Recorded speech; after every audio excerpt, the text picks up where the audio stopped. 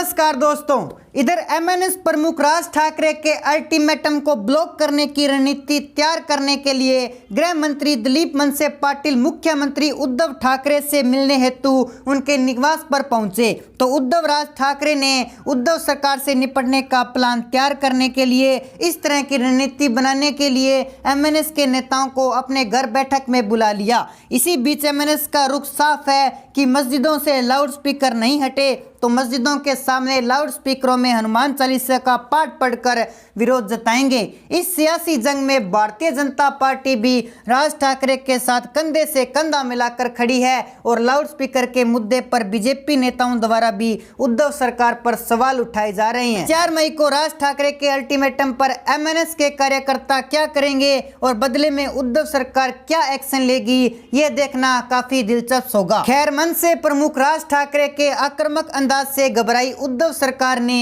कानूनी पेच भी इस्तेमाल करने शुरू कर दिए हैं और औरंगाबाद रैली में दिए गए राज ठाकरे के भाषण को भड़काऊ बयानबाजी बताते हुए राज ठाकरे के खिलाफ केस दर्ज कर लिया है। इतना ही नहीं, 14 साल पुराने 2008 के एक मामले को भी उद्धव सरकार एमएनएस प्रमुख राज ठाकरे के खिलाफ इस्तेमाल कर रही है। इसके अंतर्गत आईपीसी की धारा 143, 109, 117 और धारा 7 के साथ साथ मुंबई पुलिस की धारा 135 में गैर जमानती वारंट है जो राज ठाकरे के खिलाफ जारी किया गया है। और मुख्यमंत्री उद्धव ठाकरे ने साफ शब्दों में कहा है कि लॉ एंड ऑर्डर को लेकर के किसी तरह की सरकार के आदेश का इंतजार है वो महाराष्ट्र की पुलिस ना करें और बिना आदेश के ही कानून व्यवस्था बिगाड़ने वाले पर पुलिस अपना घर पर सख्त एक्शन ले सकती है। उद्धव सरकार से मिलती छूट के बाद महाराष्ट्र पुलिस ने मंगलवार देर रात को राज ठाकरे के ऑफिस पर छापा मारा और लाउड स्पीकर बंद कर एमएनएस के एक नेता को हिरासत में ले लिया। मनसे प्रमुख राज ठाकरे पर केस दर्ज होने के बाद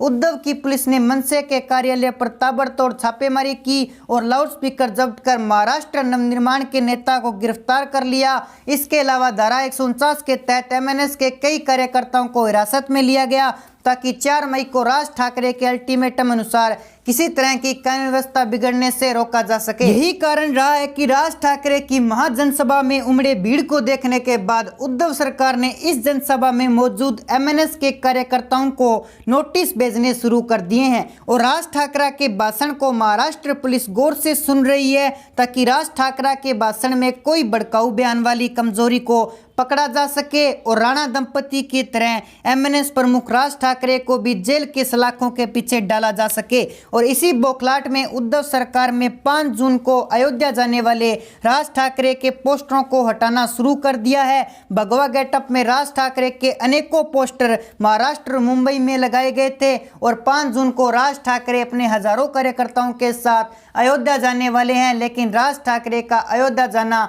शायद मुख्यमंत्री उद्धव ठाकरे को पसंद नहीं आया और राज ठाकरे के मुंबई में लगाए गए सभी पोस्टर हटाने के आदेश दे दिए हैं और इसी आदेशानुसार मुंबई में एमएनएस के पोस्टर हटाए जाने शुरू हो चुके हैं, जिनमें 5 जून को चलो अयोध्या नारे के साथ राज ठाकरे ने लोगों से आग्रह किया था कि वो ज़्यादा से ज़्यादा संख्या में 5 जून को अयोध्या जाने के लिए तैयार रहें। लेकिन राज ठाकरे के चलो अयोध्या वाले पोस्टर हटाकर क्या उद्धव ठाकरे एमएनएस के साथ जुड़ने वाले हिंदू वोट बैंक को रोक पाएंगे? ये एक बड़ा सवाल महाराष्ट्र की राजनीति में उठ खड़ा हुआ है। लेकिन इसी बवाल के साथ साथ राज ठाकरे ने अपनी महाजनसभा में एनसीपी, कांग्रेस, शिवसेना के महाविकास अघाड़ी गठबंधन वाली 3 पहियों की गाड़ी के driver NCP supremo Sharad Pawar के आगे अड़े हाथों लिया है और एनसीपी सुप्रीमो शरद पवार पर नास्तिक होने द्वारा लगाए गए। इस बीच शिवसेना प्रमुख उद्धव ठाकरे के भी एमएनएस प्रमुख राज ठाकरे पर खूब बरसे और कई तरह के कटाक्ष हिंदुत्व के मुद्दे पर राज ठाकरे के खिलाफ किए गए हैं। उद्धव ठाकरे ने कहा है कि पहले जो गैर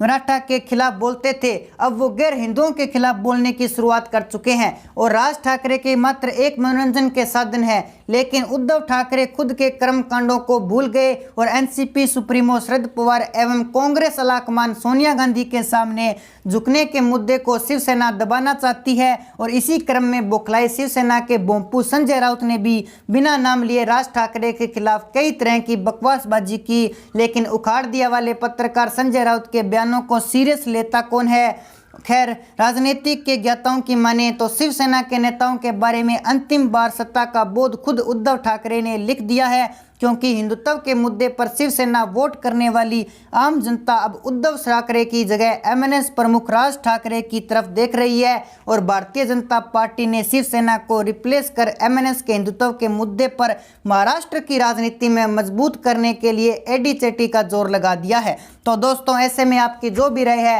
आप हमारे कमेंट सेक्शन में जरूर बताएं। साथ ही हमारे चैनल को कर लीजिए सब्सक्राइब ताकि हमारे नए नए अपडेट्स आप तक पहुंच सके। जय हिंद, जय भारत।